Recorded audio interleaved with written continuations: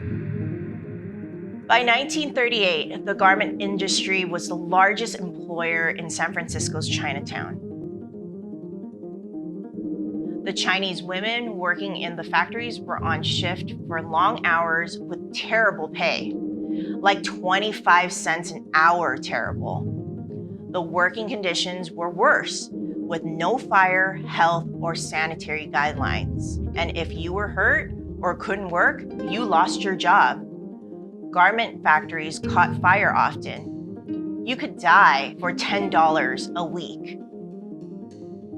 The Chinese Ladies Garment Workers Union won a hard-fought bargaining for better wages at the National Dollar Stores factory in 1938. But as soon as hands were shaken and contracts were signed, the factory was sold to another company, Golden Gate Manufacturing, a new company headed by the same factory management.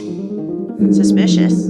The change of ownership loophole allowed management to set aside the newly negotiated contract, leading to the workers picketing the factory and its 3 retail stores in San Francisco. Women like Sue Ko Lee actively participated, walking the line, organizing picket shifts, and speaking out publicly.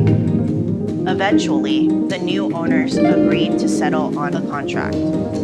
The workers won a 5% raise, a 40-hour work week, enforcement of health, fire, and sanitary conditions, and a guarantee that Golden Gate Manufacturing would provide work for a minimum of 11 months of the year to its workers. Golden Gate conveniently went out of business the next year, only for the owners to open a new manufacturing company elsewhere. Though the end result wasn't what was desired, the strike was essential in helping break down racial barriers in San Francisco. The International Ladies Garment Workers Union stepped up to help find the workers jobs outside of Chinatown in what before were white-only shops.